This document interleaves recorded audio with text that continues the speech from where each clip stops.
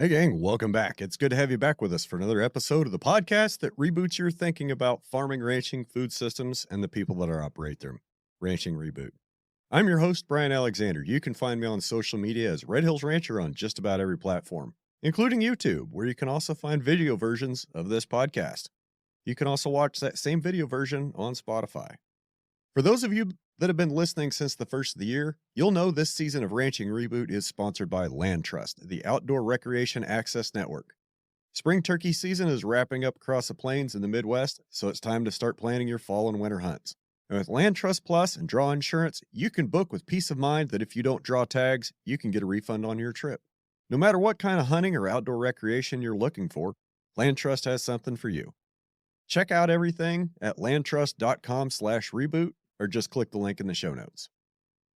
For today's podcast, we're going to head down to Northeast Texas and visit a fairly new operator with a great vision for the future. We're going to talk about some of the challenges we're facing in agriculture today, lack of labor, land conversion, and some of the ways that we can navigate a path forward. Please welcome John Rhodes to the show. Hi, John. How are you today, man? I'm doing well, Brian. Thanks for having me. How are you, sir? I'm doing good. Thanks for being here. I'd be doing a lot better if I catch some more rain.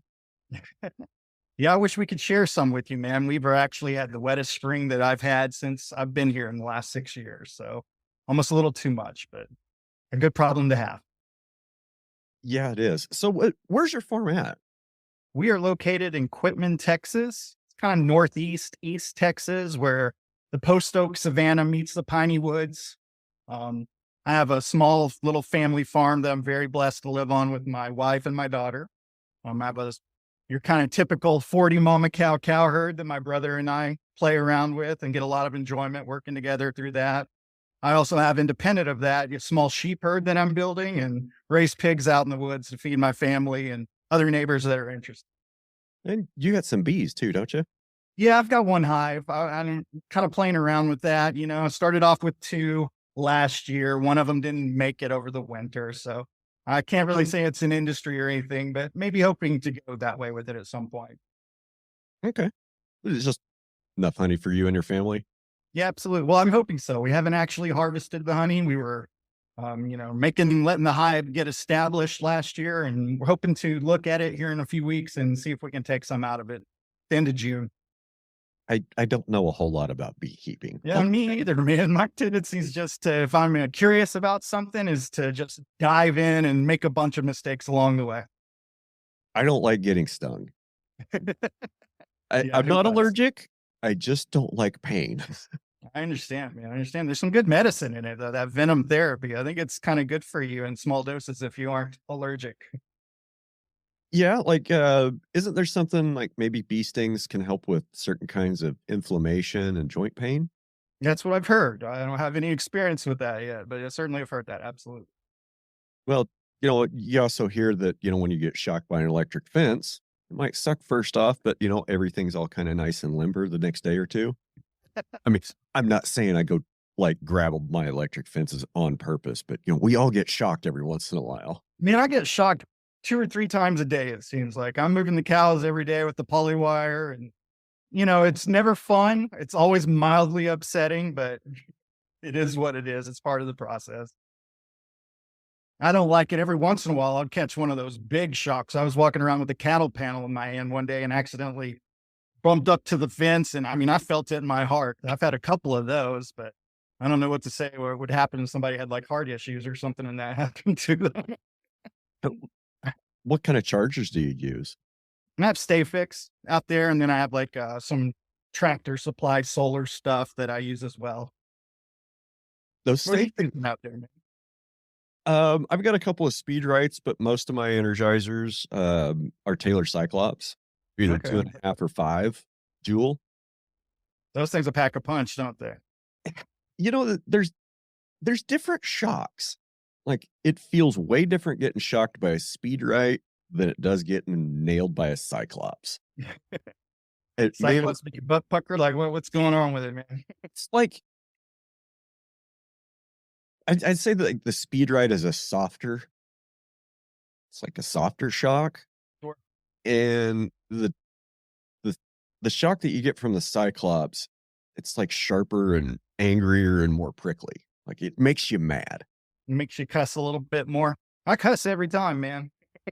Well, we used to have these chargers that were called IntelliShocks, and they came out of Germany. Okay. And like you haven't been able to get them for probably 20 years. They were hot, real hot, and they clicked super fast. They're like way faster than a Taylor Cyclops. And I think what happened was like there's a frequency to the shock. Like the I think the government said you can only shock so fast, and that made a lot of them change their design. I remember getting hit by one of those old Intel shocks. I think it was a 5 joule charger, and I just tested it at 13.2. Ooh. Ouch. And I was working on the fence, and I just shifted my weight a little bit, and I felt the wire touch my hip. And when you have enough time to feel it touch you before you get a shock, sometimes you can get out of the way. For sure. Not this time. How many pulses was that intelligence sending out a second, you think? Couple? I don't know. I think that was probably a pulse between every quarter and every half second, and I think the Taylor Cyclops runs about 2/3 to 3/4 of a second per pulse. So it's I feel like the Intel shocks were faster. I mean, don't have one to test and don't have the equipment. I'm not smart enough to know how to operate it even if I did, but I've been shocked by enough. Like they're faster. The old ones were faster. Gotcha. But anyway, I felt that wire just touch my hip. And you have that split second in your head go, oh, that's the electric fence wire that's touching me. This is not going to feel good. It felt like somebody hit me in the hip with a 2x4. Not a 2x4, a telephone pole. Like Wow. just hauled off and whacked me. That shock hit, all your muscles contract and get weird. I think I lost about 2 seconds of time because I'm on the ground on my back, like kind of a little twitchy, and dad's coming over. He's like, "Are you okay? Are you okay?" And I'm like, starting to get up. I'm like, yeah, just that didn't feel great. And Were you standing like on moist ground or something to make that especially, in that moment, or is it just that's how they are? dry sand is just how they are. I was I was probably 12 feet from the ground rod, if that helps. Okay. 13.2 is hot, man. We don't ever have fences like that out here. Oh, I mean, if I can't make a fence, 8,000 volts. That's my cutoff. I'm Eight with you. thousand. If I'm under 8,000 volts, I've got a wire problem. Generally, between 5 and 8, it's going to be a conductivity problem. Like I'll have a rusty spot that I'll have to go patch out. Right. 5,000 is usually a ground. Like between 3 and 5 is usually a ground for me. Uh, just like running through some brush or something, and the wires cut through the bark of the brush, and it's going to ground that way, or it's on like a fence post, or we've had insulated tube get shorted out. But if it's 1,000, or like that's a direct short to ground. It's definitely on a metal post. So it's I don't have any trouble keeping my cattle in with ours run from about 6 to 8. We have an offset high tensile that goes around the perimeter of the property. It's definitely got some issues. It should be a little bit hotter than that, but cows are fine. But the sheep, they won't honor that at all. I also have a solar setup I'll run a 2-line setup for my cows and sheep because I run them together as a flirt. And I was having the ewes would respect the line, but the rams, for whatever reason, were going under. And so I just put a solar charger on the bottom line and kept that bottom line especially hot. And then attached the one that goes to the perimeter offset. I attached the top one to the top line, and it sits at about 6, but that bottom one's at about 10, and it works. usually 5.5 to 6 will turn a cow. Yeah, for sure. Anything Unless under it's something very 5, simple. they don't care about it. Yeah, for sure. And if it kind of stays in that 5 to 6,000, that just barely hot enough range for long enough, they'll learn that they can walk through it and it doesn't hurt that bad. So So what's why next at the Red Hills for you, man? Did you say you were receiving some cattle? supposed to be having some cattle land tomorrow as we record this. So it would have been last Friday when most people hear it. Okay. Just trying to get the custom graze going. Okay. I didn't know Uh, if you were gonna roll that way with the drought going on. And in previous episodes I had heard you and Tanya talking about traveling and doing some podcasts on the road and stuff like that. And so I didn't know exactly where you were at. we're going to try to get to that this fall. Okay. It looks like, based on the rain we've had, the climate we've got, I pulled my stocking numbers down just a little bit, and I told clients to expect to go home in August. Okay. That's all I'm promising right now is about a 90-day deal. Just simply we're in D3. We don't have the rain. I mean, we've had an inch and a half of rain, maybe 2 inches total since the first of the year. Not a tremendous amount to grow grass on. Right. Soil temps they're getting close to warm season grass where it's going to start kicking off. Cool season is still going pretty good. We're getting good growth from the moisture we have, but it's thin. So going, What's your cool season stuff that y'all have up there? pardon, Just what's the cool season stuff that you grow on your farm? like a lot of cheats, like bromes, things like that. All our ryegrass is heading up and seeding out over here. The Bermuda and the Bahia and stuff like that's turning on underneath. So we're in that kind of liminal space. I think it's a good time for a cow, though, for sure. They're out there getting fat. Everything's going really well. And we're starting You to get, can end up selling your herd, though, right? Like your Corrientes and stuff. yes, I did. Okay.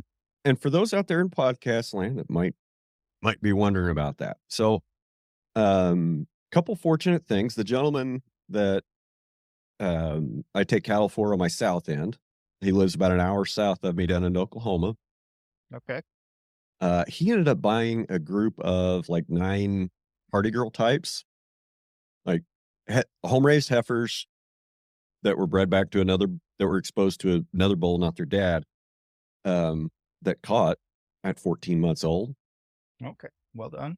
Yep. He got a hold of 9 of those, and I'm going to get those back either tomorrow or this weekend, or maybe next week, whenever he can get them gathered up, along with another probably 160 of his things.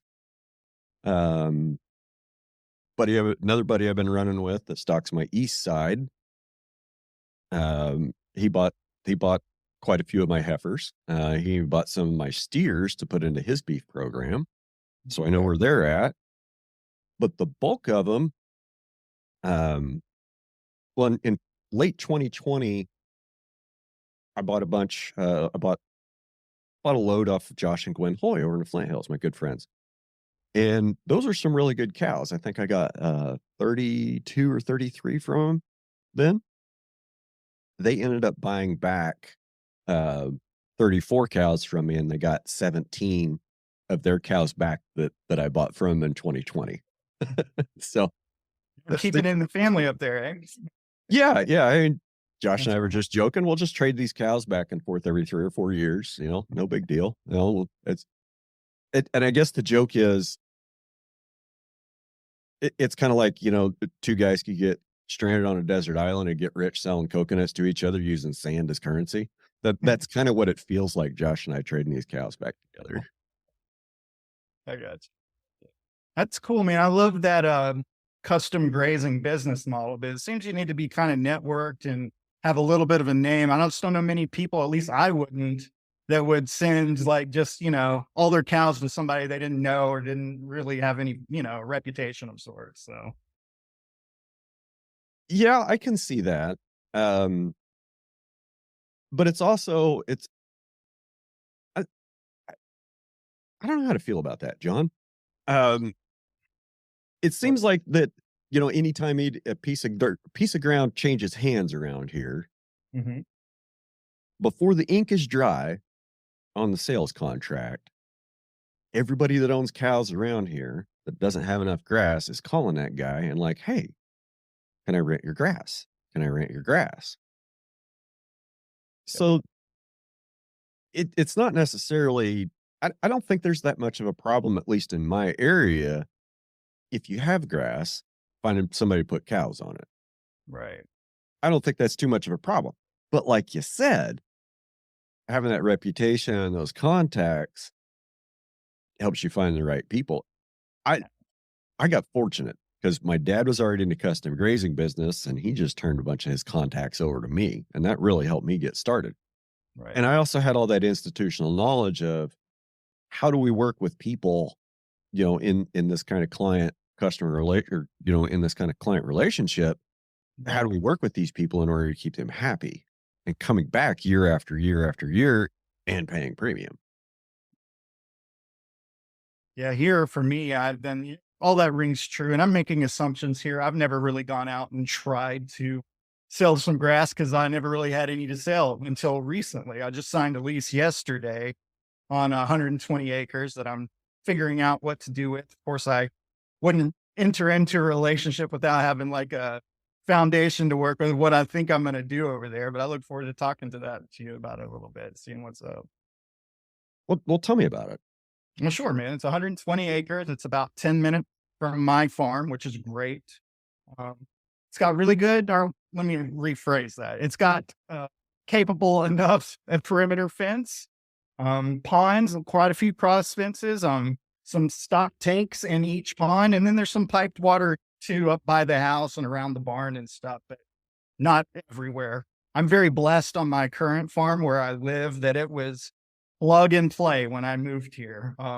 My dad bought it in 2012 and wanted to, do something in his early retirement and totally set this place up. It was pretty set up to begin with when he purchased it, but then he really put his own mark on the place. And so we have, water troughs in every little field and woven wire fence around with an offset electric. And it's just really dialed in. So this new place is going to give me an opportunity to develop some skills on and kind of put some water in, possibly do things like that, kind of develop it a little bit more, which I need to cultivate those skills because it's not something I've really ever done before. Over design your water system. Yeah. I that would be like the number one thing I would say is water system, over design it. Like whatever you think your maximum carrying capacity on that property would be for livestock, figure out the water demand for that and then double it. Okay. Then build that. And that's what you build. Because I've got my water systems are all over 20 years old by now. And when dad designed them, he designed them twice as big as he thought he needed them. And that And worked just well for you. and now they're just barely big enough. Now that we've got the ranch cleaned up, got grass productivity coming back up, we barely have half the water that we need. Wow. So I'm trying to figure out how to get my water systems upgraded and add some more capacity so I can run more head. Cause I'm kind of almost at a limit watered out. Well, I would be watered out if I had a normal year. I mean, normal rainfall year, I can run more cattle than I can water on my grass. And Hasn't you really just have, been that much of a problem during this drought. so do you have like big water troughs and piped water throughout the farm or in just little parts and some stock ponds or what? We have between the three different grazing cells, there are 14 pits and ponds that dad built through the late 80s and 90s. Okay. I've got a major creek that runs down the east side of the ranch. It starts on the south side. It runs down the east side. And that's the one is full of beavers. Two major beaver colonies on the So it's north got end. water in it year round. Oh yeah. Okay. I mean, D3 drought, I can go down to that creek and there's more water in it now than there was a year ago. And there's more water a year ago than there was two. They just keep adding, like they'll add 6 inches to all of their dams over a winter. Like, okay, 6 inches isn't much. Well, if they're there 4 years, that's 2 feet. That's two more Sure. feet of extra water you've got in that canyon. And you can't buy that. Are there any negatives besides them chewing down trees or whatever that you've seen in your context of having those beavers, man? Or is it Um, all just positives as far as you see it? as far as I see it, it's all positives. What are the negatives to when beavers dam up a creek? They make it wider. They make it harder to get across. You're right. This creek, I call it Stewart's Creek. It runs for, let's just call it 2.5 miles. It starts on the ranch about a half mile south of the highway and kind of runs straight north and goes off the property onto the neighbor.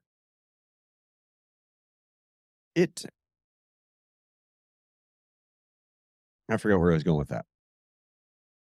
Talking about beavers. I Oh. was talking about positives and negatives of the beavers. So the only negative that I can see to the beavers is they've dammed up the creek, and I can't get across that creek anymore because two of the places they dammed it up were two of the places that 10 years ago I was using as a crossing. Now I can't cross the creek, but that's okay. Right.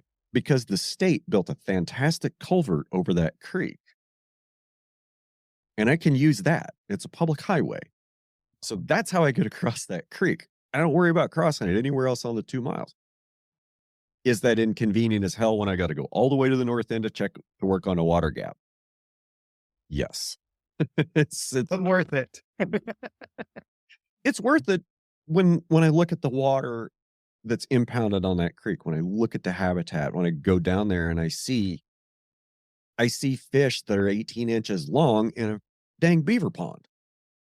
What kind of fish are floating instead of swimming around in there, man? I've caught bass and hybrid bluegill in my beaver ponds. Oh, yeah. That's awesome. Just a little over a year ago, I think it was last July, Chip Flory from AgriTalk came out. Okay. As came out with Land Trust to make some content, and we stopped down there at my Middle Crossing beaver ponds. Now, I'm not a fisherman. Okay, like I used to like to fish before I quit drinking, because then fishing was an excuse to go sit in a boat with your buddies and drink beer. Like that's what fishing was. It wasn't actually going fishing. It was just, I'm going to go sit in a boat with my buddies and drink beer for 3 hours. I think that's a lot of deer camp for people. Well, when I quit drinking, I remember going fishing and cast and reel in for an hour and nothing happened. That's okay when you're drinking with your buddies. But when you're not drinking and you're kind of by yourself, it's boring as shit. So I don't fish very much. So when these guys were out, we were down there and I forget who it was. I think it was Tom handed me a fishing pole. It was like, go over there and just throw it in and see what happens. So I took this fishing pole, this tiny little spinner bait over there and just tossed it into the beaver pond. Within 2 seconds, I had a fish on. Pulled it out, took the fish off, put it back in the water, cast out again. Less than two, like the lure hit the water and I had a fish on it. Okay. Pulled him out, let him go, cast again. As soon as the lure hit the water, third fish hit it. 3 in a row. Like, okay. Probably. No, I think all 3 of them were bass, actually. Okay, cool. Little ones. Mm-hmm. But that kind of makes fishing fun. Yeah, for sure. I love small pond fishing when it's like that, man. Okay, so back to water. Sure. We got those 14 ponds, got the Great Creek on the east side, 2 beaver complexes. The creeks on the west side, we're still working on trying to restore them. Might be able to put a project together this year to put together a couple of different money sources and be able to go in there and finish rehabilitating that creek and get the rest of the trees off of it. So water systems, gosh, let's see, I've got seven wells. 5 of them are solar. 2 of them are grid tied. I've got 8. 5 solars and 3 grid tied wells. And one of my solar wells it's kind of a hybrid. It's also tied into the grid tied pump. So during the day, my solar panels should be pumping most of the water. And then at night, if I still got to pump water, we're still tied onto the grid. Or if, it doesn't, or if we have enough days where it's not sunny, I can still pump water on the grid. I've got 3 systems that are solar pumped storage. Okay. So, one of them, the tank is just kind of sitting there by the well, so it doesn't generate a whole lot of pressure head to pump anywhere else, but it is storage, 10,000 gallons. Okay. I've got another one on my east side. Well, Actually, both of them are on the east side. I've got two 20,000-gallon storage facilities for water on my east side. One of them we're pumping almost 190 feet uphill, and the other one we're pumping about 130 feet uphill. That's a scale that's hard for me to imagine out here on my little 200-acre piece. Yeah. Having water tanks that big and a ranch that big to drive around. It's awesome, man. We had a what I call Snowmageddon, an apocalyptic snow event for our area a couple of years ago, and lost power, and didn't have any power. I mean, water for our animals. Luckily, I have a valve I can turn and tap into the city water, and use that when I have to. But I just couldn't believe the water bill that I got after that. These cows drink a lot of water, man. Oh, yeah. Yeah, rural water, there isn't rural water where I'm at, where the ranch is. I have it here at my house, but we're 7 miles away and almost 200 foot downhill from the ranch where I live. And, um, let me think for a second. Let me think for a second, because my dad helped put the system in the early 80s, a rural water system, and his cousin is actually the operator and has been the operator since it was put in the 80s. I mean, Mace knows where all the valves are. Wow. He knows where all the lines are because he was there when most of them were put in the ground. He's a well of knowledge, so to speak. Um, he, Mace is also one of the guys that taught me how to witch. So he'll get out there with his witching sticks, and he'll just go follow the lines and get them all marked with his witching sticks. It's pretty cool to watch. If you What's his success rate on that? To be a good one, you have to be like 90 and above or something, 90% and above. uh, I don't know. That's hard. How would you define success?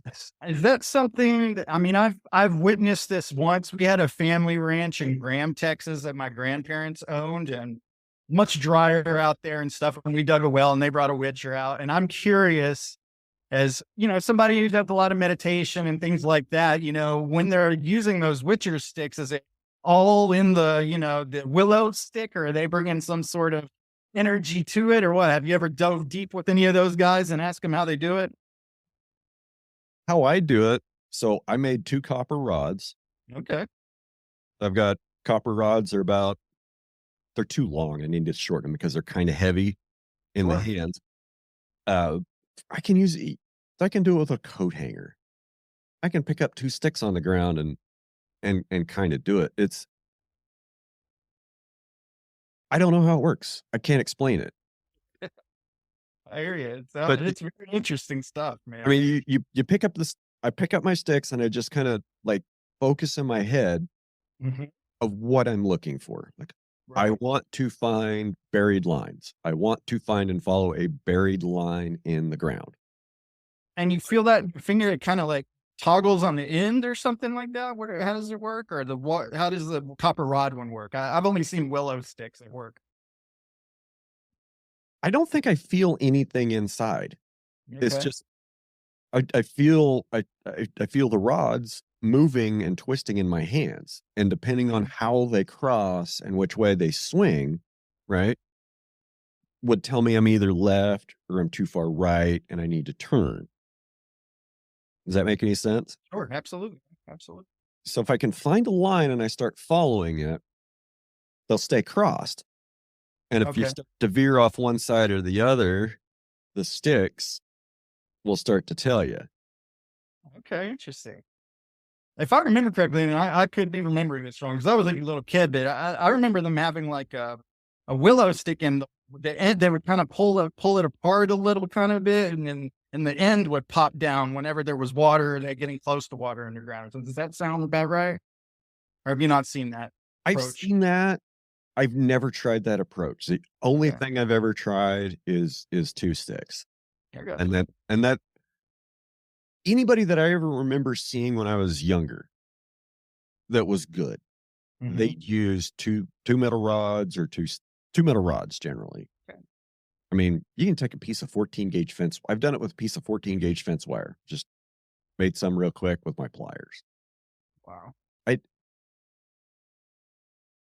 that's cool stuff, man. how accurate is it? Okay. Did you get some verification? I mean, did you know you were following a water line and your sticks were indicating that? Or have you ever like gone out and looked for like, some actual water and then dug down and found and verified what your sticks were telling you? Mm,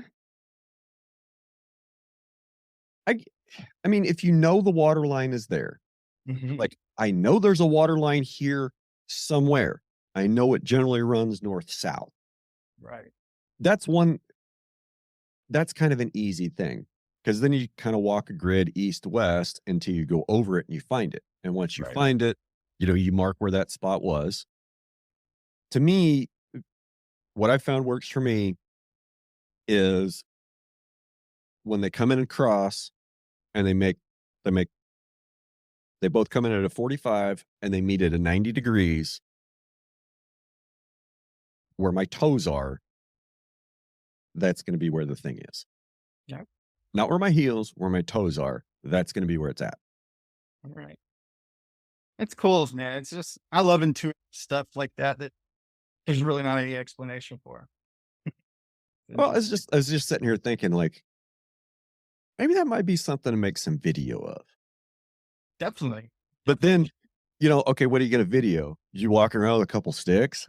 Well, then you got to put in like, okay, we're actually going to dig a hole here and prove that what I said is here is here.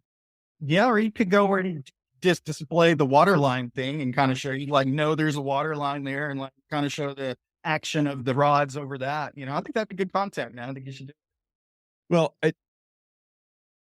I've also it's also kind of fun like to walk around in town in a yard in town it. and be like, oh, there's something here. And you put a little flag down on the ground where that was. And you just kind of walk a grid and you go back and look at your flags and you're like, okay, well, there's a line here. Let's follow that. And then you get on that line, you follow it, and you come up to the gas meter at the house. You're like, oh crap, I was just following a gas line. Right. Then you go find another one and it's like, oh, that's a fiber optic cable I was just following. Well, that's interesting. So that thing's finding all kinds of different line. I mean, it's not keying in on the water. You think it's like, I mean, if it's finding a gas line, that's and pressurized gas running through there. So I wonder what it signals it to kind of make it, respond. I I always thought it was like the water, but maybe the it's something else. the things that I feel competent to find and trace are generally pipes and underground things. Like pipes and cables underground. I feel pretty comfortable tracing those out with my witch and sticks. That's Find a water well, find an oil well. I don't know. I've never tried. I mean, I d- I guess I don't have like 10 or $15,000 worth of trust in my skills to say there's water here, go dig a well. Did somebody coach you up on the sticks, or did you just watch other people and dive in and try it yourself? I just watched other people and one day I was just like, I can do this. that looks like bullshit. I'm going to try that. Anyway, But then, when you're just walking and I try to tell people like just fix in your mind what you're looking for and then just look straight ahead. Don't look at the ground. Just look straight ahead. Don't look at where, I mean, you obviously have to look at where you're walking, but yeah. just look straight ahead, concentrate on what you're trying to find. Visualize water in your head or whatever. Maybe visualize A pipe. Yep. a pipe with fluid throwing through it, going through it, or a cable. That's what I try to do. Mhm. And then I just try to walk straight lines and feel it. And Yeah. you feel it in the hands. Yeah, man. You'll feel those rods twist and start to come together. Is there any other weird, subtle, sensory things when like the rods come together or anything like that that you're feeling or not? I don't think so. Yeah. I don't Gotcha. think so. Okay. I mean, I think it's like it's a very subtle thing that's below our perception, like below our conscious perception, but our subconscious is still able to pick up like signals and interpret things. And what those things are, I have no idea. But I I, I think that's how it works. There's a lot of that going on in our world for sure. And that kind of like makes me think about the difference between holistic thinking and reductionist thinking. So those of us that are in regenerative agriculture that think holistically, a lot of those people just heard me talk about witch and sticks for the last, I don't know, 15, 20 minutes. And they're like, okay, maybe I'll give that a shot. The people that are on the other side, on the reductionist science side, they can't understand it because they don't have faith that it works. Mhm. We've got to Faith in reduce the this. deal, part of We've it. got to reduce this down. We've got to take all these variables out and we've got to figure out how this works so we can replicate it. Right. I'm with Good luck.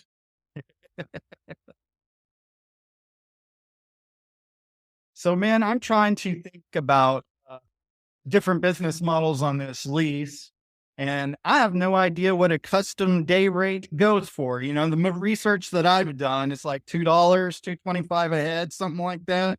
In the our area, is that what about over where you're at? This is a question I really don't like to answer. Okay.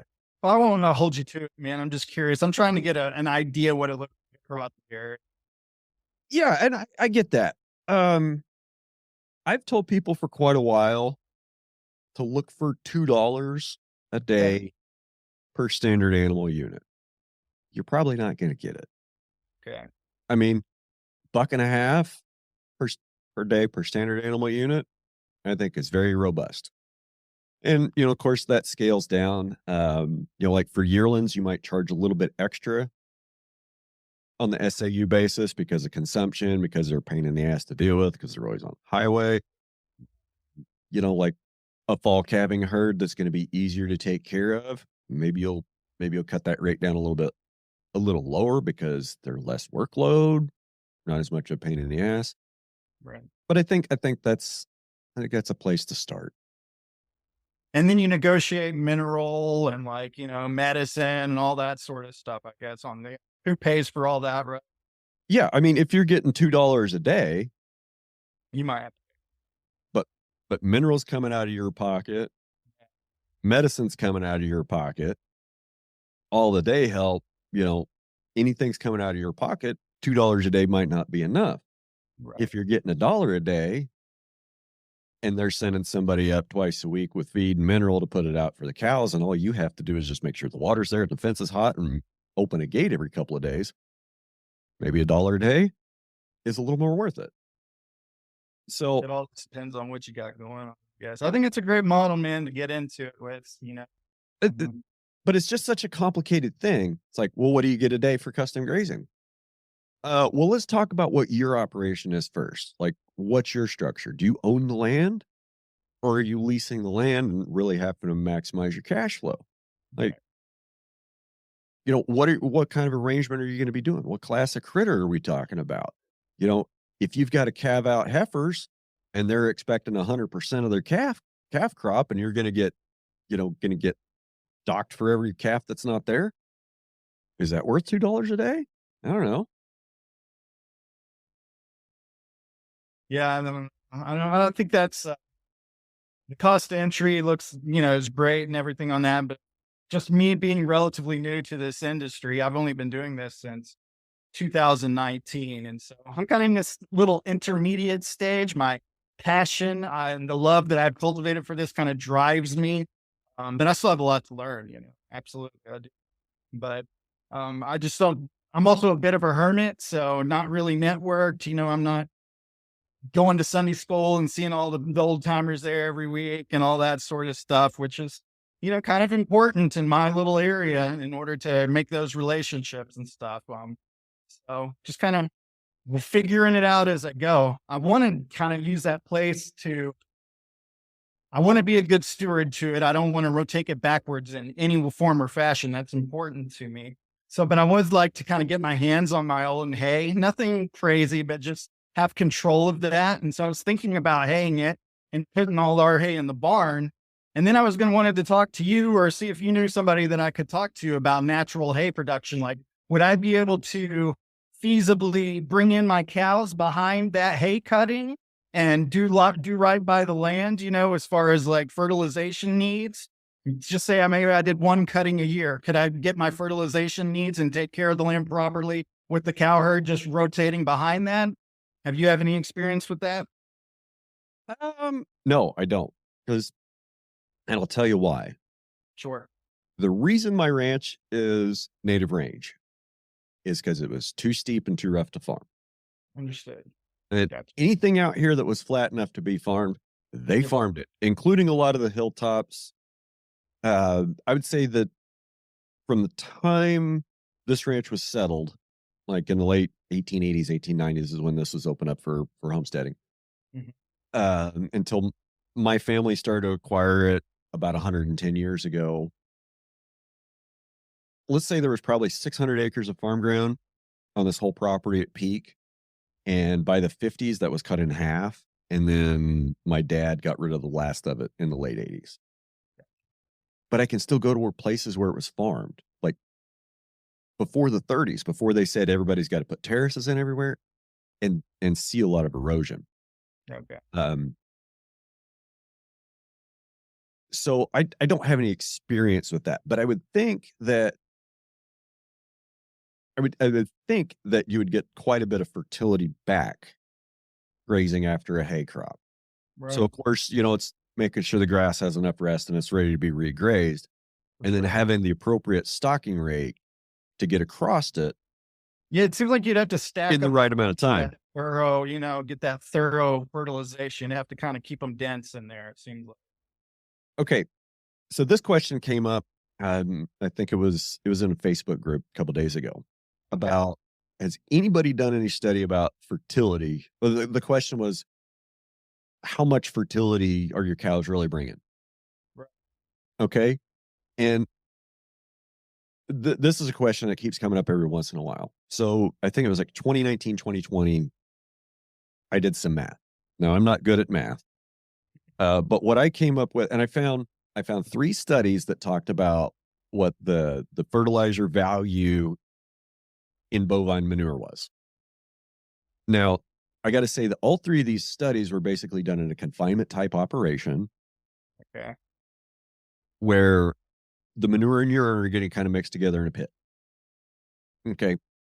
So for starters, that's the first problem because there's a big difference between manure and urine that are mixed together in a pit that undergoes what's called anaerobic decomposition, Sure. decomposition without air.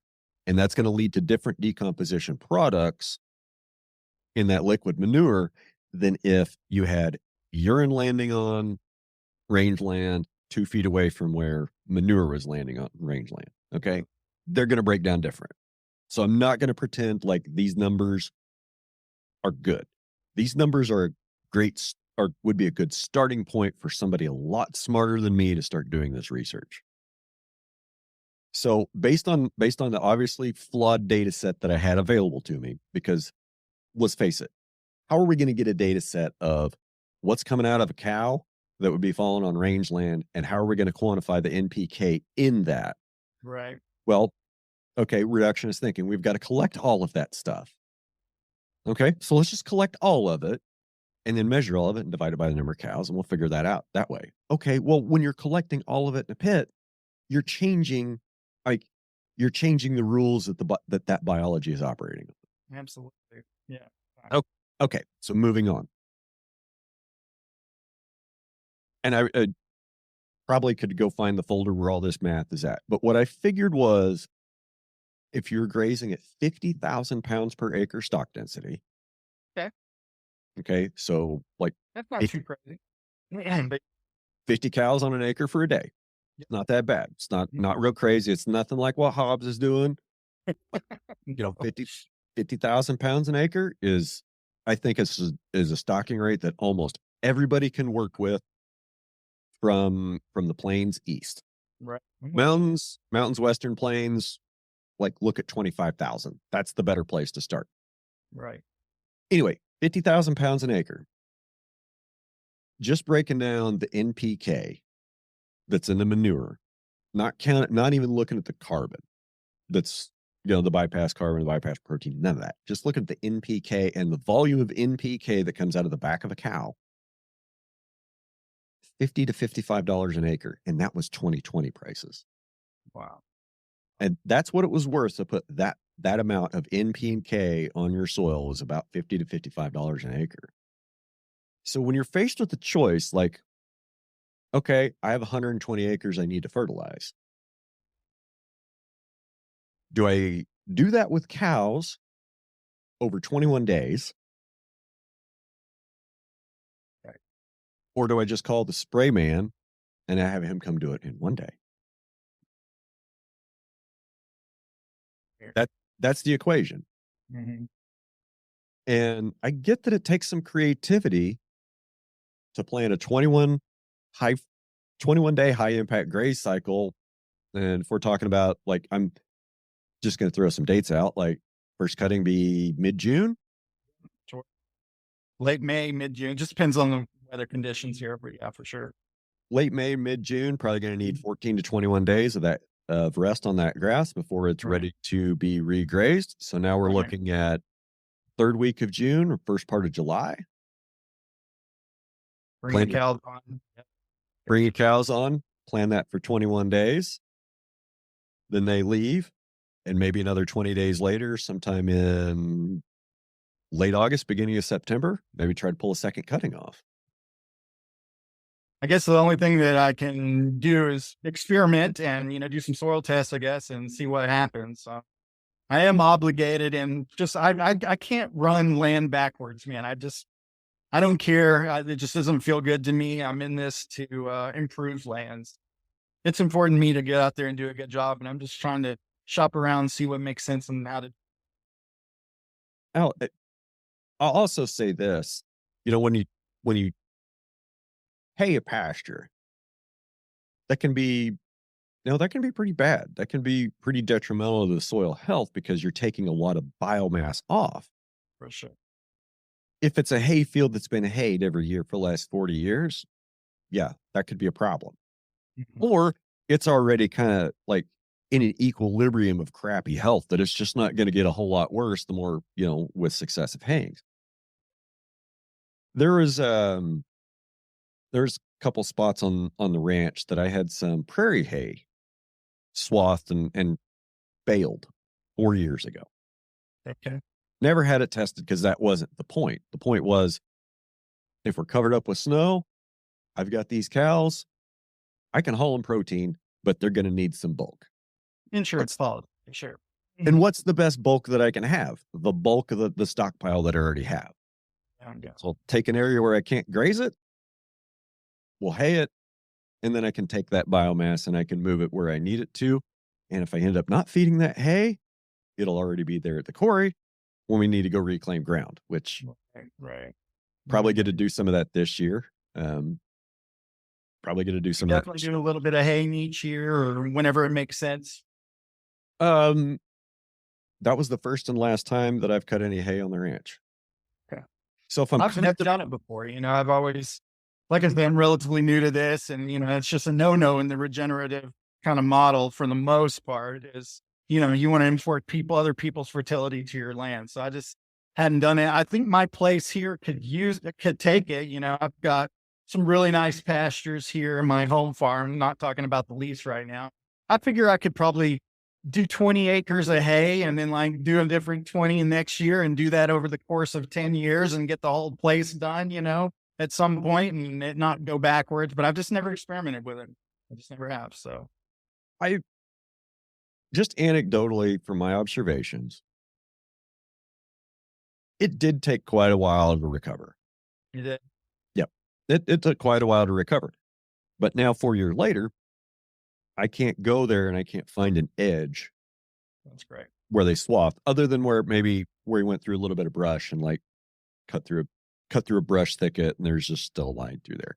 Other than that, I really can't tell a difference between what was hayed and what hasn't. And that hasn't had any fire, any grazing other than maybe a few stray head here and there that wander, that just wander into the quarry. But it's not, it took a while to recover. Did the land look as healthy the next year after it was hayed in 21? No, it didn't. But we've also been in a horrible drought. So it's taken longer to recover. Now where we're at 4 years, three full growing seasons after that, like I said, I can't tell a difference. The lease that I have where I am planning on doing the hay has been hayed twice a year for the last 2 years, and I don't think they did anything behind it. So I have a little bit of concerns there, taking it backwards. It looks really good over there. I just went over there and like rode the quad around, making sure all the fences were exactly where I needed them to be. And it looked pretty good over there. So I'm excited about having some more options. It just opens up a whole bunch more options having this extra 120 acres because we've almost reached our capacity here on the home farm. Got like probably 70 animal units out here with everything combined with the, and that's just in cattle, and the sheep and everything else too. So I like to let things rest at least 45 days at the very least. This is going to open up some options I'm excited about. Yeah. I need to go recycle some coffee. So let's take Yes, sir. Go for it, man. I'll see you shortly. Yep. One of these days I'll figure out how to sit down for 2 hours and I have to take a bathroom break. Today's not that day. I'm with you, man. I consciously made an effort not to drink a bunch of coffee or water so I wouldn't be sitting here shaking or needing to pee after during our conversation. I used to do that. Like the first probably year and a half. I used to do that. And then one day I heard Joe Rogan take a pee break in the middle of the podcast. I'm like, well, if Joe can do it, I can do it. I hear you, man. It makes sense to me. What's your prep for these? Do you like eat a bunch of nootropics and get really caffeinated and what? 10 minutes before I go to the bathroom. That I don't really have much of a routine. Well, I mean, do sound check, make sure things are going right. But as far as like a personal care routine, I mean, when I kind of realized that it's okay to stop in the middle and go take a pee if you're sitting here for Like 2 whatever. hours. Yeah. So I was asking, we were talking about, organizations. And I was asking if there's an organization that I should belong to that makes sense for a producer like me. I think RCAF. I think Yeah. RCAF is a great organization that really wants to keep the small producers in the game. That really wants to keep the small producers in the game. The independent cow calf guy, small feedlot operators, farmer feeders. Are All, they just lobbying for us in Washington or what other services do they provide? that's a good question. And maybe I should do an episode with the RCAF folks. A lot of advocacy in Washington, talking to policymakers. I think they're also kind of active in some states at the state level, Gotcha. but mostly, they fight against things like this recent EID mandate. Okay. That this EID rule that just got pushed through, which I kind of have some notes. So you and I could probably fly under the radar and not have to put EID tags in. Like The idea of it horrifies me. Being like mandated at least. yes. Oh, well, we'll help you pay for it. We'll help you buy the tags. Okay, great. We're still paying for it. Doesn't matter. I mean, taxation is theft, and producers pay all the taxes. Like if you're in the service sector, if you're a consumer, you're still not paying all the taxes. Producers pay way more tax than almost anybody else. Like Right. it's just crap. Lost my train of thought. We're talking about EIDs and EIDs, yeah. So I think EID are a great thing as long as it's not mandated. yeah. Because my use case was it helps me keep records so much cleaner, so much easier. I remember the days of working cattle when you would have to have somebody who was called a scribe. And the scribe was one of the most important people when you're working cattle because the scribe has to keep all the notes. Yeah. What animal, what tag number is bred, what tag number calved, which one didn't, which ones go to the sale. Like That's kind of our model for sure. I mean, these things are important. So Mhm. records must be kept. Yes, sir. Well, if I've got a scale head and EID reader, I don't need a scribe. It just logs it all for you. It'd be really cool. I could see that being very beneficial. And I don't have to decipher what the scribe wrote.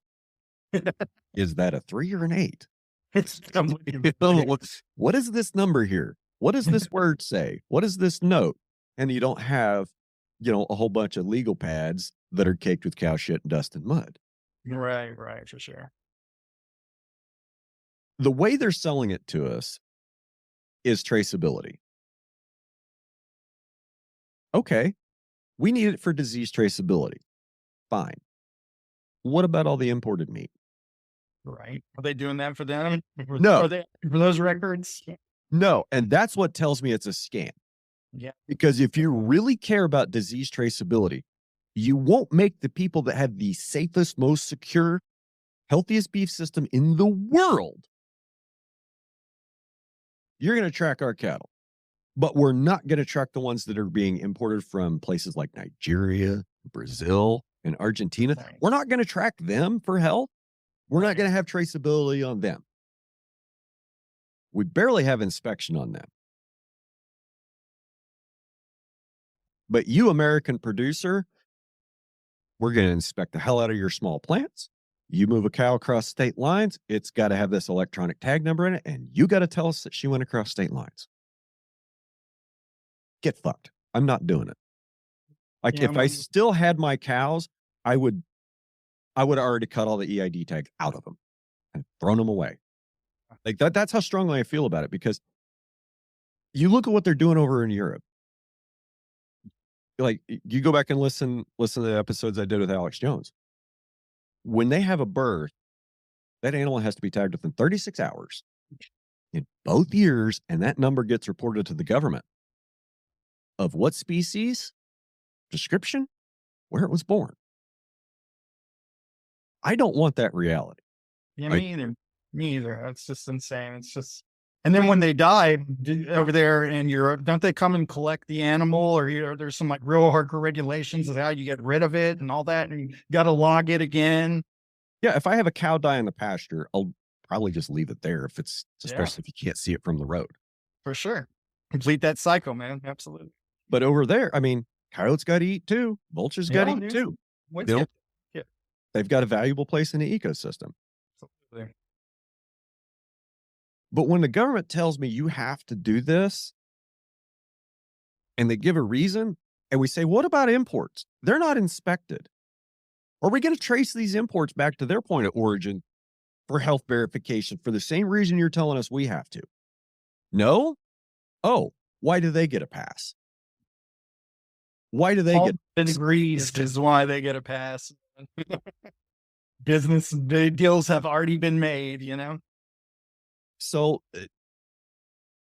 I'm really conflicted. So, but I think what I would like people to understand is there are some ways that I think to get around the CID mandate. So if you're set up to where all your animals are going direct to consumer, I don't think you have to. Makes sense, yeah. And if your cows never cross state lines, I don't think they have to. Is this EID like mandated, like in coming for us in the new farm bill? Is it like already passed, or are they just talking about it and like trying to? I think this is what's coming down the line. Yeah. And sexually intact cattle that cross state lines. Okay. So there's a carve out there already for steers. Right. Okay. So all the steers that go to the feedlots in the out here in the plains, they're not sexually intact. So they're not going to be EID mandated. Our heifers that go, if they're not spayed, they would probably need to be EID'd. So that might cause a little bit of price disparity, might cause some interesting market fluctuations between heifer price and steer price. I gotcha. I just thought about that. So it's not hard and fast that every bovine in the United States is going to have EID. That's not what this rule is saying. So sexually intact cattle that cross state lines must have an EID. And direct to slaughter cattle are exempt. Strange. You think if they're trying to trace for like diseases, if that's really their main impetus for doing that they would have them mandated for steers and like feedlots, because that's where the majority of your diseases are going to be, right? That would make sense. What they would not do only sexually intact animals. Can you explain that to me? You have any thoughts on that? They're lying to us. Yeah. They're lying to us. Like the only thing that makes sense is they're selling it to us saying it's got to be done for traceability and health. But we're not going to trace the steers that are going to the feedlots because they're not sexually intact and therefore can't pass on. It doesn't make any sense. I'm with you, man. Absolutely makes no sense. What does make sense about this EID mandate is it's just another control. Yeah. Yeah. However, they're eventually going to get it done. This is just another way for the government to exert control on the beef industry. In Texas, probably some sort of a methane tax or some bullshit like that. The day they want to try to put carbon tax on cows grazing on rangeland, Mm-hmm. it'll be an interesting day. I mean, that makes me think about a whole giant ass can of worms, but that I'm probably not very qualified to talk about. I mean, we're talking about carbon cycling and, trying to pull emissions out of the atmosphere. Gosh, I read this article this morning just after I got up that there's a carbon capture plant going online, and their cost per ton of carbon is like $600 or $800 a ton. They're turning into rock, which, okay, that's cool. A, there's no sense in hitting bullseyes if you're aiming at the wrong target. Right, for sure. And B, why are we investing billions in a technology with a cost of $600 to $800 a ton when we already have a technology that can sequester a lot of carbon, like properly grazing ruminant animals? We can sequester a hell of a lot of carbon in our soil. But here's the problem with soil carbon sequestration, John. Here's the problem. It pays guys like you and me. It doesn't pay a big corporation that has minimum wage employees that lawmakers and legislators can buy stock in. It doesn't make companies like that wealthy. And when it does, when they figure out which companies to invest in the carbon market, and they figure out how to write the legislation to benefit those companies, that's when we'll see carbon markets develop. Something to look forward to. Something to look forward to. I just hope they leave enough scraps and loopholes to where, guys like us could still make a few bucks off of it and corporate investors aren't vacuuming it all up. You are in the carbon capture business, though, right? Are you working with the carbon capture company right now? Yes. Grassroots Carbon, actually. I tried to reach out with them, and I think you have to have a certain amount of acreage under your control. I'm getting close to that, but I think it's 500 acres or something like that. And didn't have to be contiguous, I don't think, but you had to have at least 500 acres. Does that make sense to you? Does that sound right?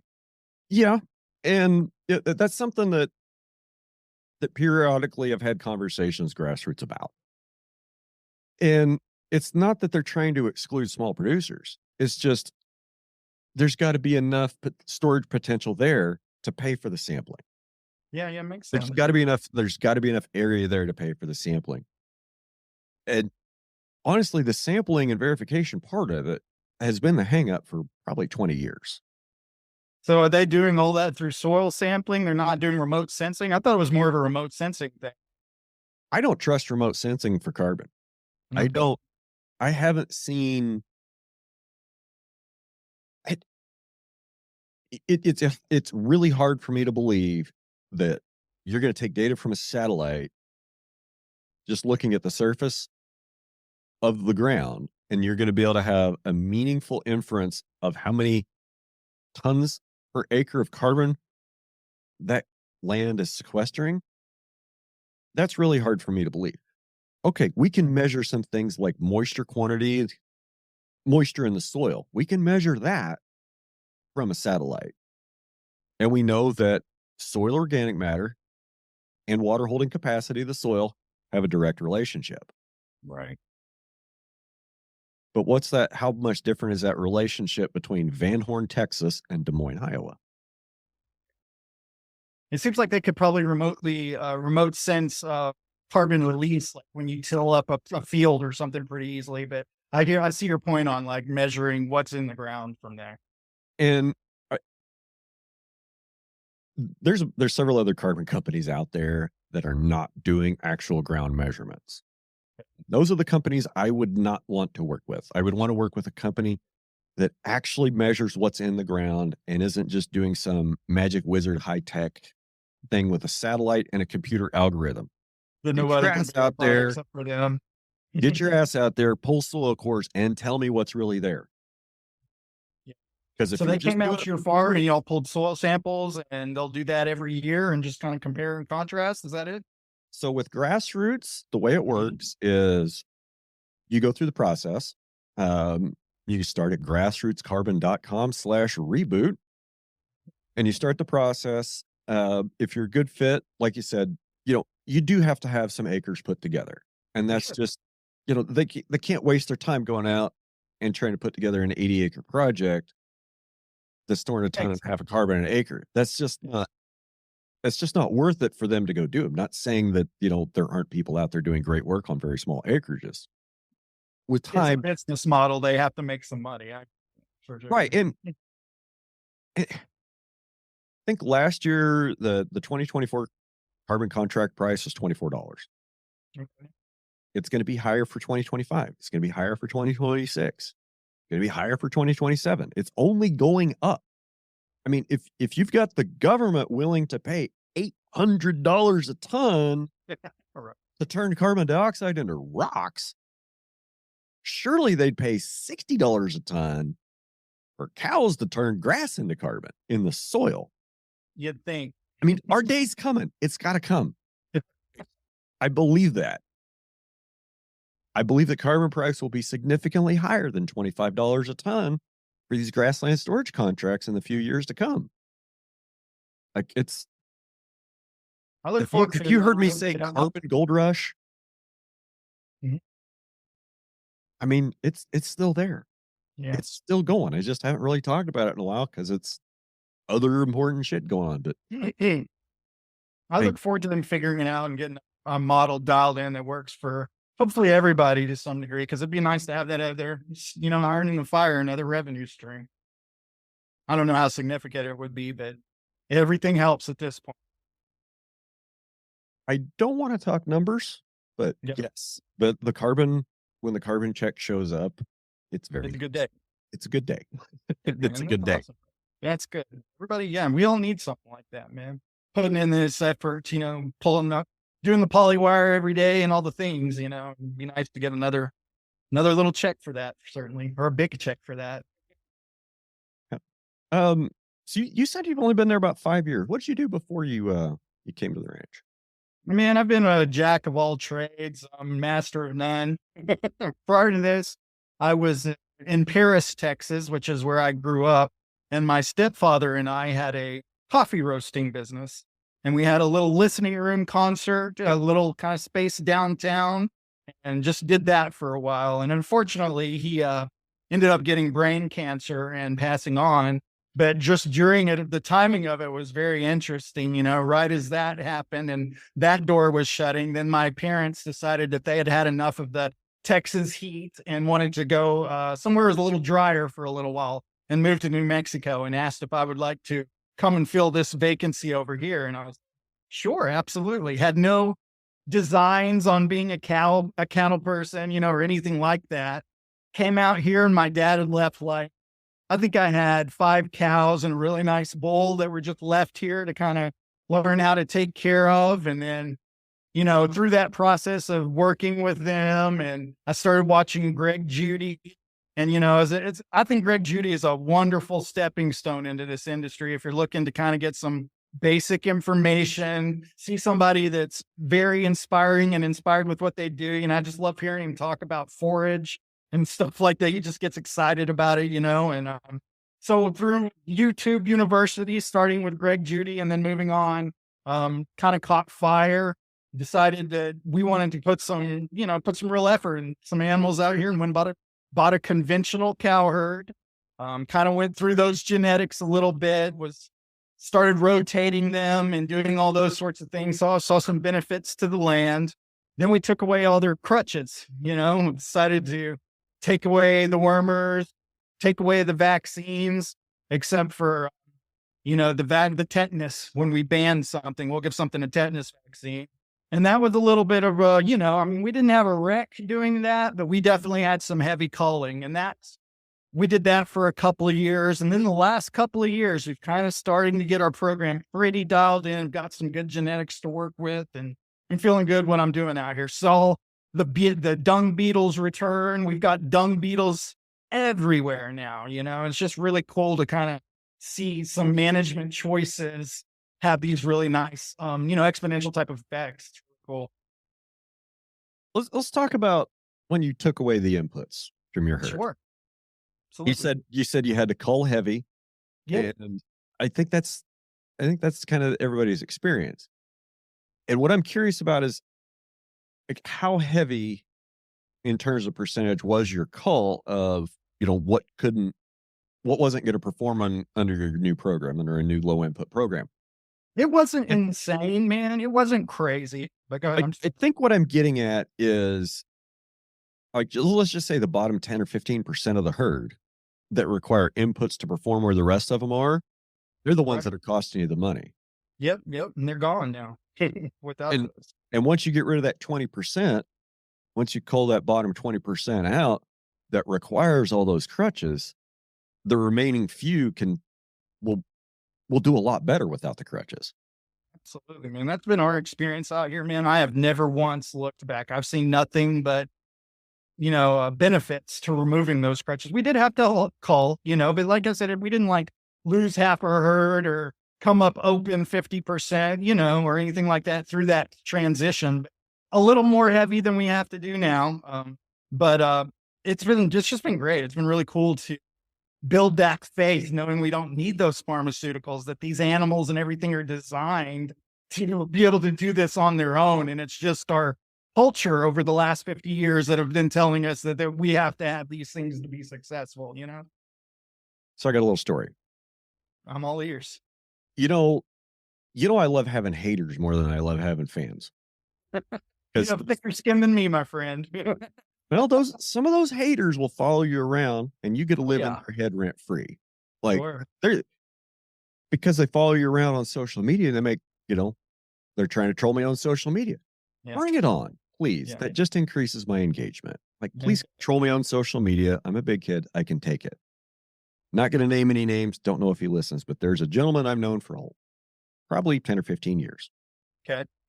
He sells feed for Purina. Okay. Something you got to know about. Mm-hmm. Well, I went down to listen to, I think it was Steve Campbell speak. And then just a couple days later, I got to listen to Alejandro Carrillo. Beautiful. That was in your Oklahoma, Texas tour, huh?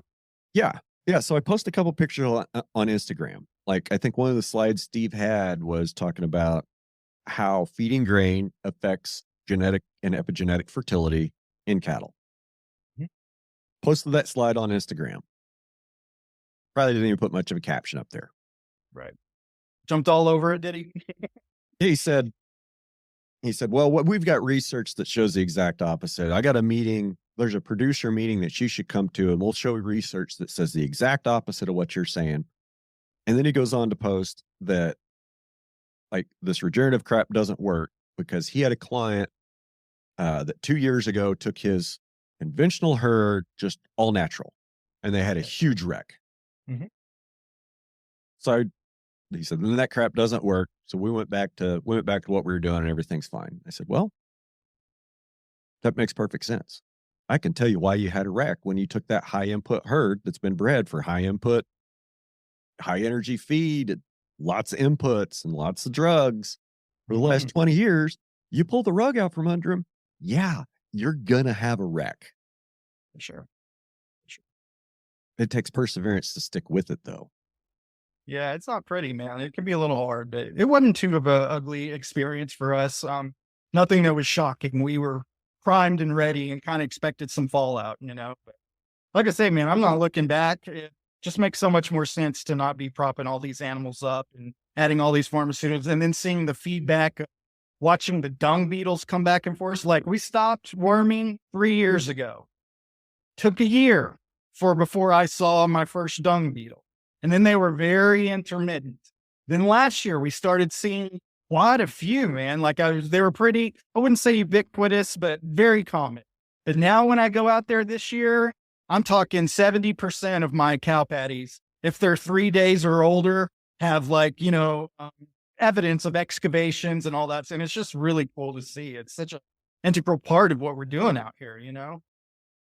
Sometimes it was a little bit of a transition for me initially because when I first started, we were using the fly meds and the herd would be covered in flies, and you go dump some fly meds on it. And then for what, 4 or 5 days, they look good and fly free and stuff like that. But then they just come back. And so after getting some experience of seeing that that was just a very minor temporary fix, we took all that stuff away and okay, so we have some flies now, but it doesn't bother me at all to see some flies on a cow. That's part of being a cow.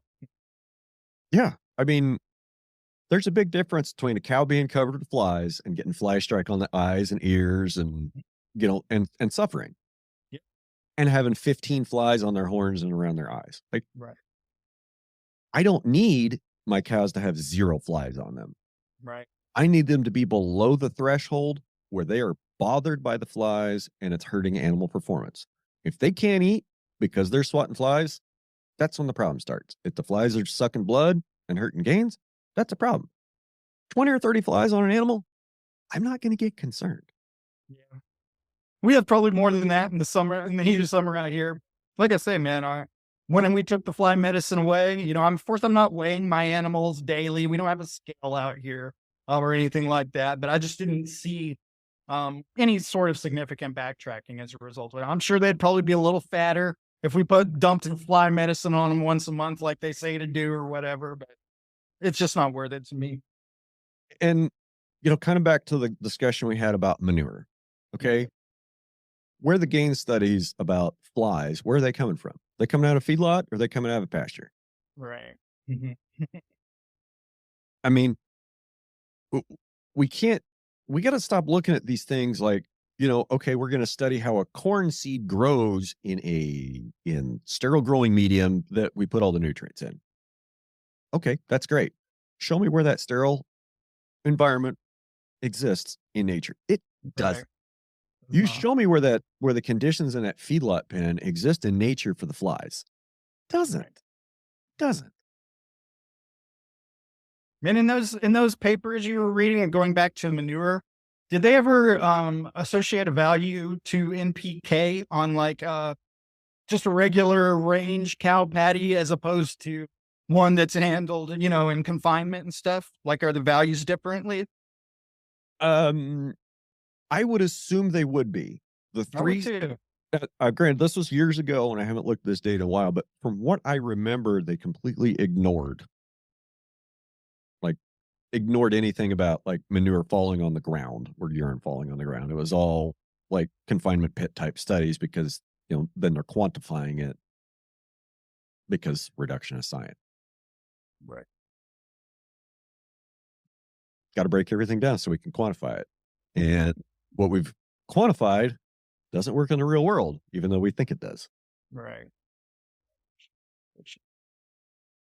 I would assume that the NPK would be different if those animals eating grain as opposed to forage only. It seems, I don't know what they would be and what, if the N or the P or the K or all three would be different, but it seems like it would be definitely different.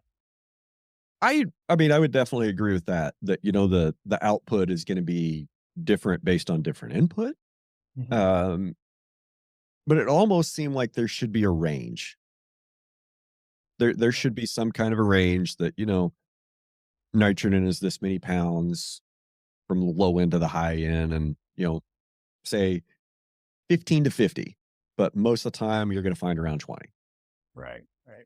you know, well, and like I said, the data that I used, imperfect, flawed, but is the best I could find because I don't think anybody's actually been able to do the research of what the NPK value is of the manure in the pasture because you can't collect it. Right. And it's not just that, it's also, that the manure feeds dung beetles, right? So it's not just NPK and carbon in the manure. It's not just, nitrogen and whatever else in the urine. There's also bypass microbes, there's bacteria, there's all sorts of things that have a wonderful synergistic effect with the soil microbiome and soil life that we have zero understanding of. Absolutely. That NPK is a reflection of like reductionist science. You got to have something you can measure. But yeah, it doesn't tell probably a very, very small amount of the story. But I think it's illustrative that, like, okay, the difference is I can go put $50 an acre of cost into this property to increase the fertility, or I can get somebody with cows to come in and they'll pay me $50 an acre for a month to graze their cows here, and I'll have roughly the same volume of NP and K, but it's natural and it's bioavailable. Right, right, right. For sure. Yeah. I mean, because look, neither one of us has any control over how much money we make. Right. I mean, we can only control what we spend. Absolutely. Absolutely. And if I can spend zero to get that fertility benefit, or if I can spend negative money, I mean, somebody's giving me money to get that fertility, why wouldn't you do that versus writing a huge check to the sprayer man and the chemical company? I'm with you. I'm with you. So my kind of main thing that turns me on about all this is the grazing side of things. Is that where you're at, or do you like the animal husbandry, or the combination of the both? Or I like the grazing, I like the peace, and stockmanship. the Gosh, grazing that you the grazing that you do on your place, which is, from what I understand after listening, is mostly natives, correct? Big Blue and those sorts of things. Is it totally different than? I mean, isn't Bermuda considered a turf grass? Isn't that what it's considered? I would consider Bermuda a lawn grass. Lawn grass, right?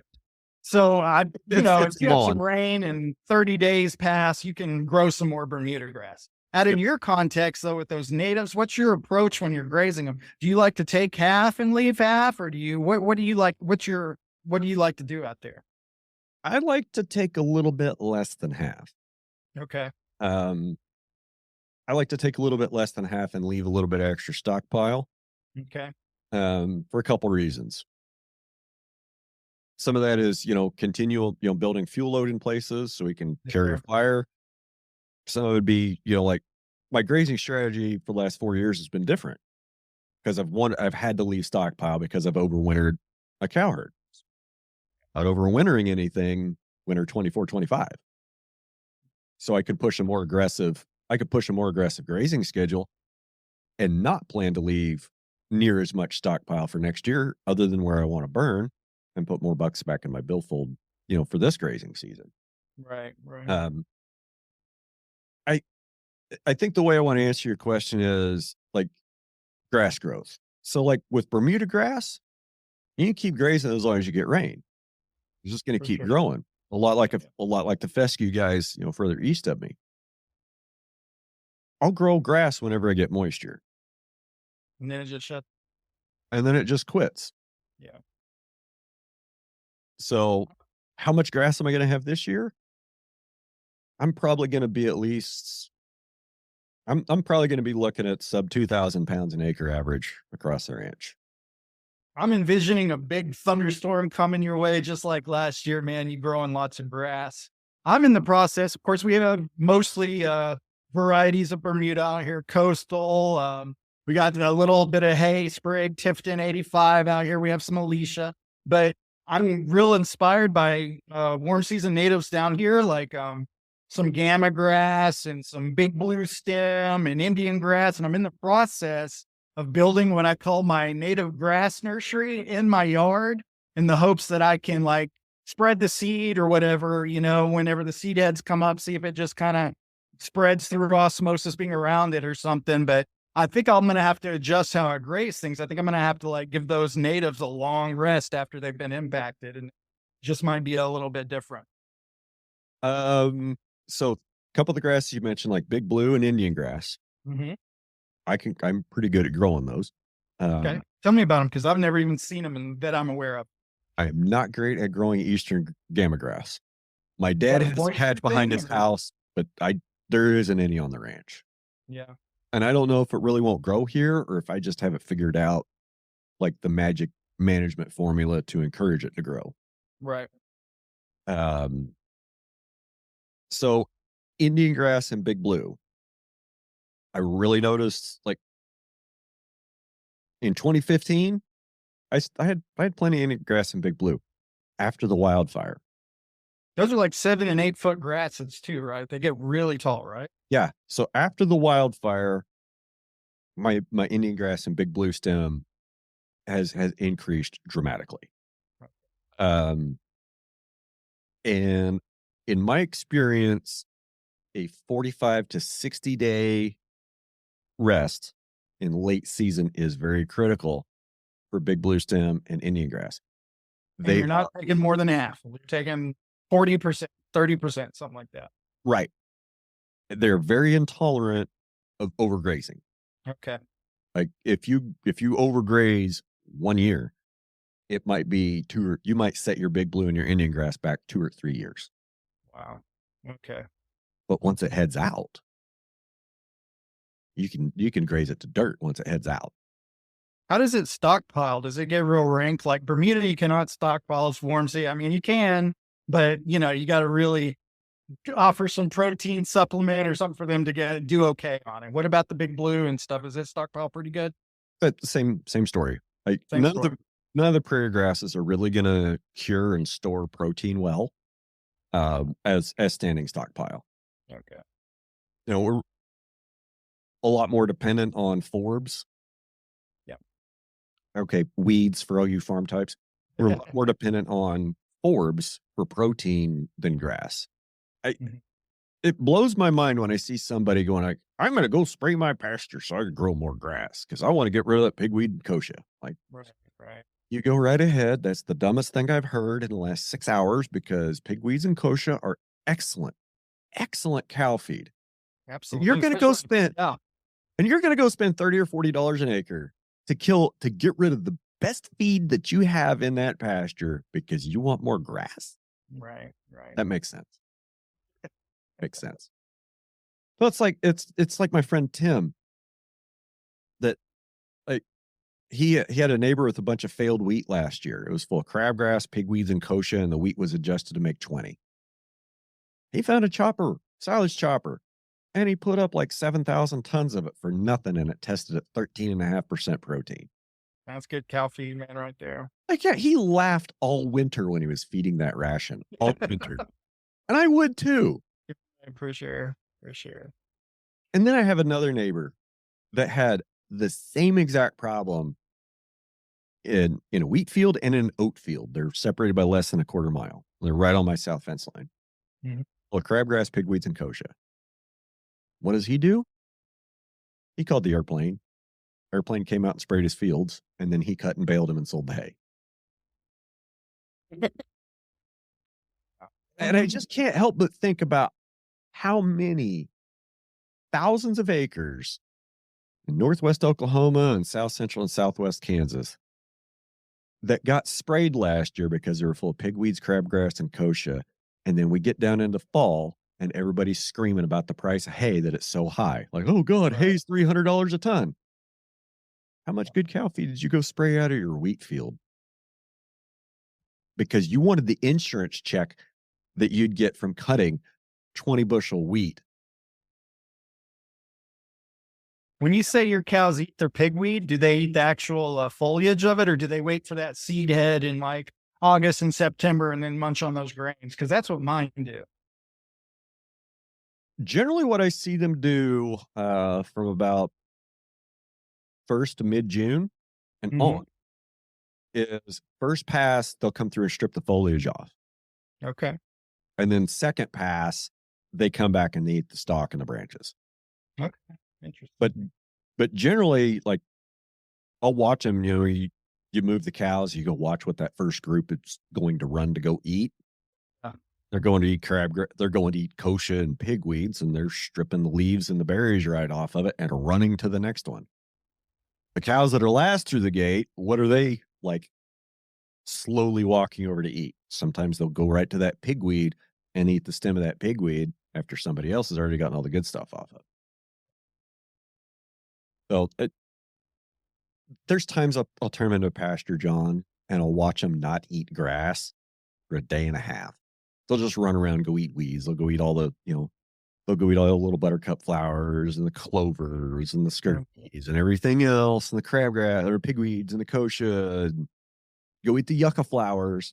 And then they're like, oh, well, now all the good shit's Grass. gone. We'll go eat some of this big blue stem. Gotcha. Gotcha. They're not running towards the big blue. I, They love the gamma. I have a friend who has transitioned her farm, 70 acres or so, back into natives. She nuked it with glyphosate because she wanted to see it as she's a little bit older than me, and she wanted to, in her lifetime, see this restoring prayer. And in her mind, that included glyphosate. That's what the NRCS was trying to say and everything. But sure enough, she's created a really nice little prairie after about 6 or 7 years, man. And she's got gamma grass out there, big, huge 5-foot tufts, they're 5 foot wide. And her approach with them is to let the cows, eat almost half of them, kind of like you, and then move them on. But it's pretty cool to see her cattle, how fat they are with her diversity. She got a native prairie mix. So she's got all the Maximilian sunflowers, the gamma grass, the ragweed, all the forbs, and stuff. And her cows are very fat. It's cool to cool. see. Cool. Uh, yeah. So we were, one of the things that keeps coming up, and one of the things I want to talk about is not enough bodies, not enough people. Okay. And I've had a couple of conversations, with some of my friends in the last week about this. And I think you and I were talking about it a little bit, before I mashed the record button. So the last 2 days have been burning. My burn association, they're actually off doing one today that, we had this scheduled. So needed to get this done so I have content for next week. Okay. Did one yesterday. And we're a little light on crew. And I think 3 of us had to run our pickups single-handedly. And I mean, That's one hand on the wheel, one hand with the something out the window. Just spraying. one hand on the wheel, one hand on the gear lever, 1 foot on the clutch, 1 foot on the brake, 1 foot on the gas, and 1 hand out the window with the sprayer. I mean, and you're one guy, Yeah. having to drive, navigate, rough, uneven ground. You got to watch in front of you. You got to watch behind you. You got to watch right beside you. You got to pay attention to where the other units are on the line. You got 2 freaking radios that are screaming at you all the time. Sounds very high energy, man. It is. It can be. It's also one of those things that, when you've been doing it for 37 years, it's just kind of like, all right, it's just another day. But yeah, so we're shorthanded trying to get burns done. Mm-hmm. And I was thinking, because it was an hour down there to the Merrill Ranch yesterday for the burn. It was an hour back. So you get a little bit of time to think.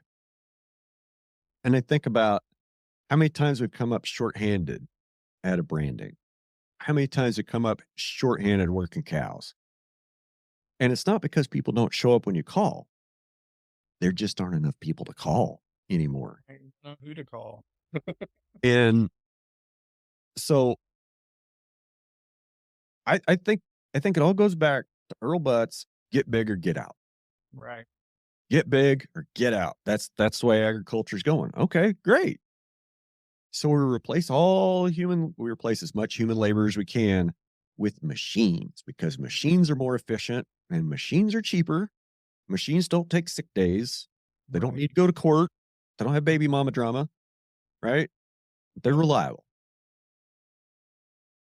Okay, we'll replace all the men with machines. Well, first let's replace all the mules and the horses and the oxen. We'll replace them with tractors.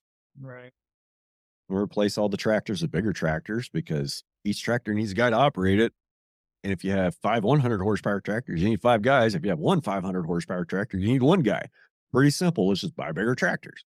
Mm. The problem is, as we get bigger, we get less, because they are making more land. So one thing we're not making more of on this planet is we're not making more land. Okay, Yeah, there's some here and there, but by and large, the human population's need to occupy land is far outstripping the planet's ability to create more land. That's the moral of the story. Right. We're getting more and more crowded. We have to keep producing more on less, with less, that cost less, with less labor in order to satisfy demand. And I think we've passed a breaking point where we've depopulated agriculture too much. I think we reached that point in this country and have gone screaming past it. And you're like, well, we're trying to get these burns done. Did we have enough people? We had everybody that showed up. How many was enough? We got it done safely and it didn't get away. So we had enough. How much equipment was enough?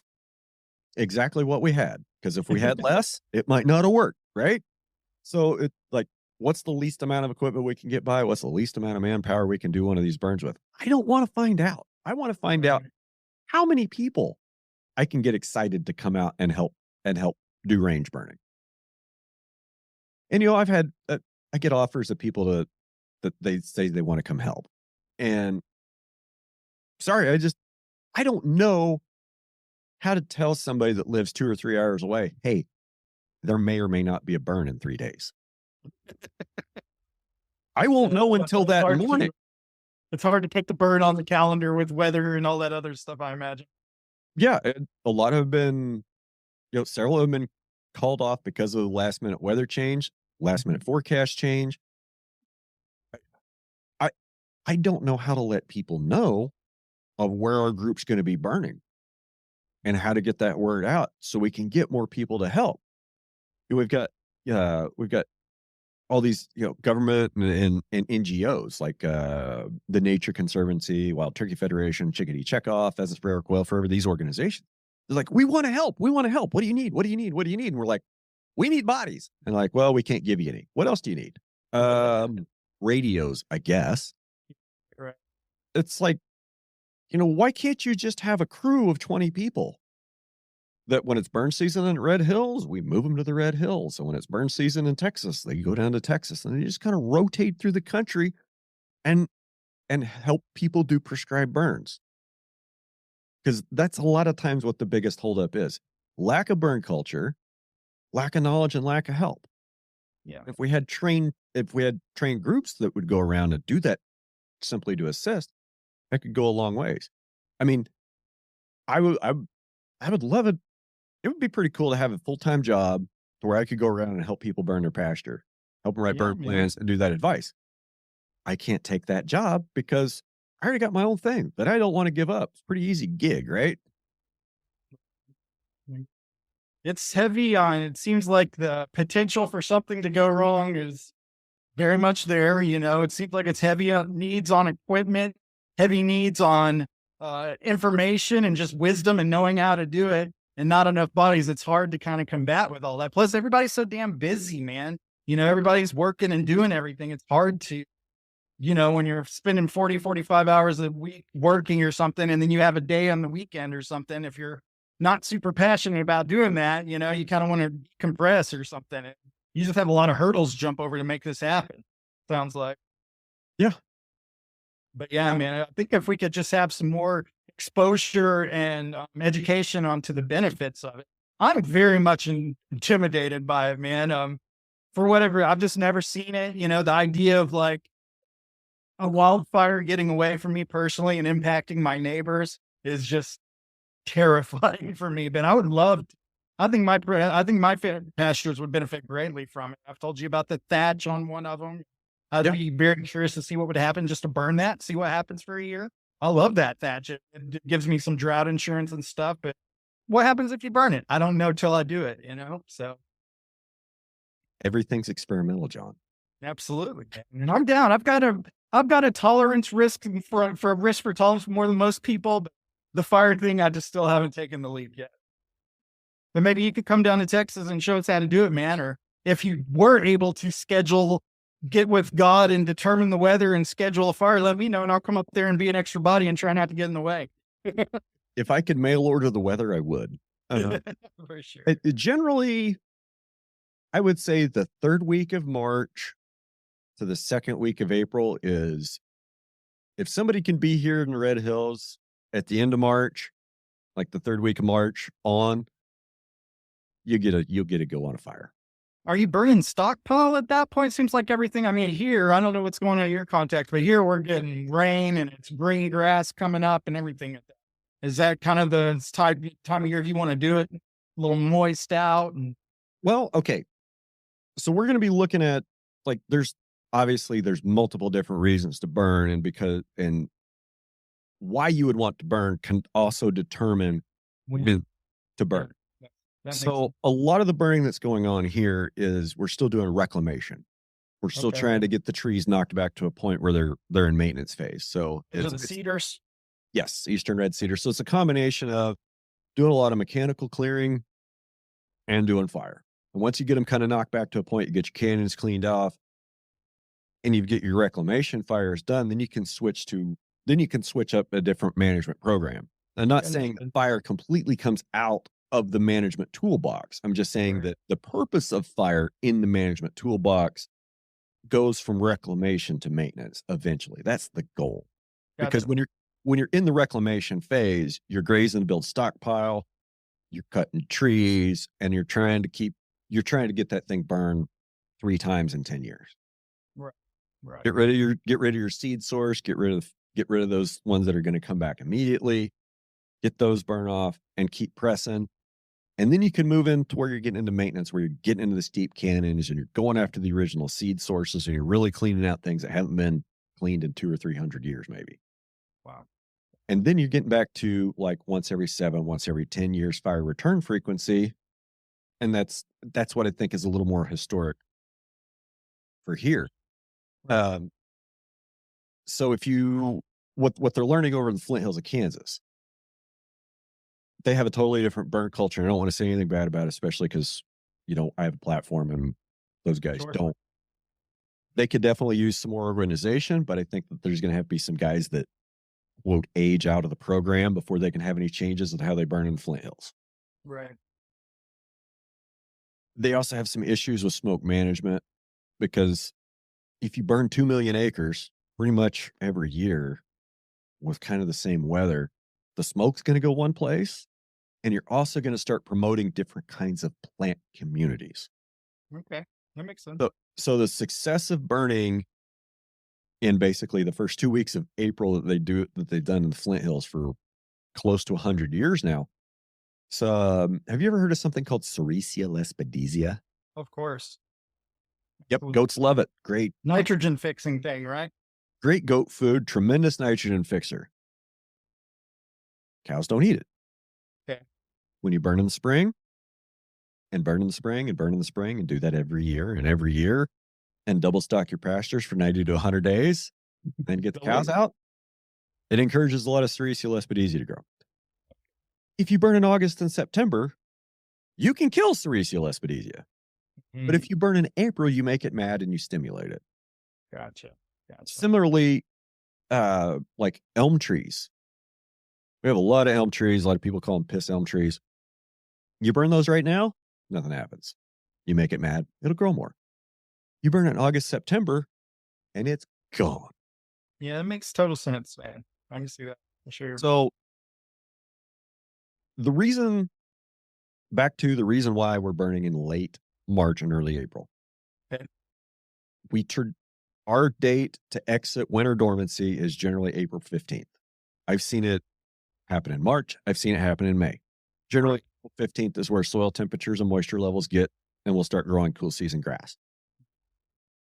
The best day to burn is the day before that happens. Okay. That's the best day to burn because it's the in winter drought.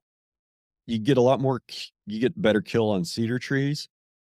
And it's also kind of has to do with timing of being able to graze cattle because we want to turn out here in this country now, 1st of May.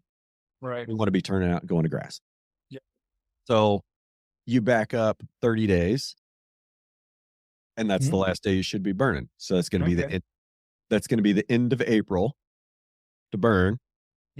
What's our burn window? Second week of March to the end of April. Generally, there's guys burning today. We're burning yesterday. But, they have a stocking plan that takes that into account. So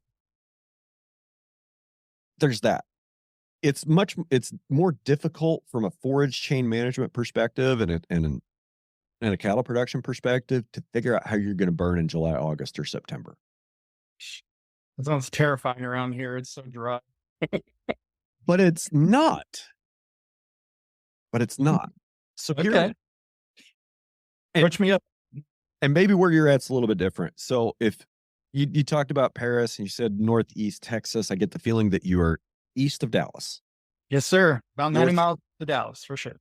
And you're north of Interstate 40, but you're south of the Red River. Yep. I'm in between I-20 and I'm just north of I-20. So what you're thinking about is your precipitation in July, August, September. You're not thinking about the atmospheric humidity during that time of year. So how humid is it where you are in June, July, August? Very humid typically, man. Pretty humid. Very sticky.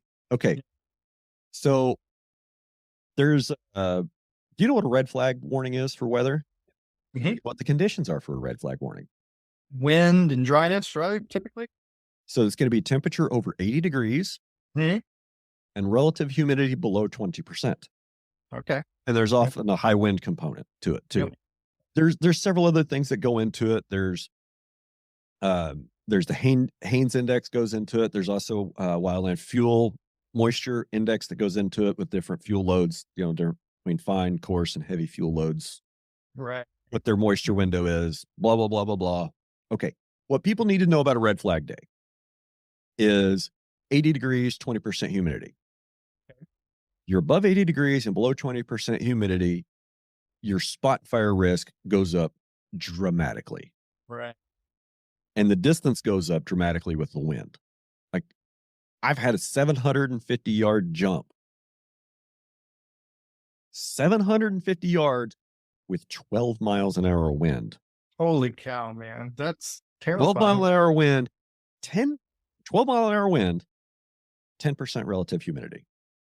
Just embers from what's burning, got up in the air and blew and traveled 750. Is that the way that works typically, I guess? Yeah. And that day was 55 degrees. So it was the dryness. Right. It's the dryness. Now, if you're burning on a day where it's 90 and you've got 80% humidity, your spot fire risk is almost nothing. Okay. Interesting. And another good reason to burn during, quote, growing season, late summer, is a cedar tree has to hit 140 degrees before it's going to combust.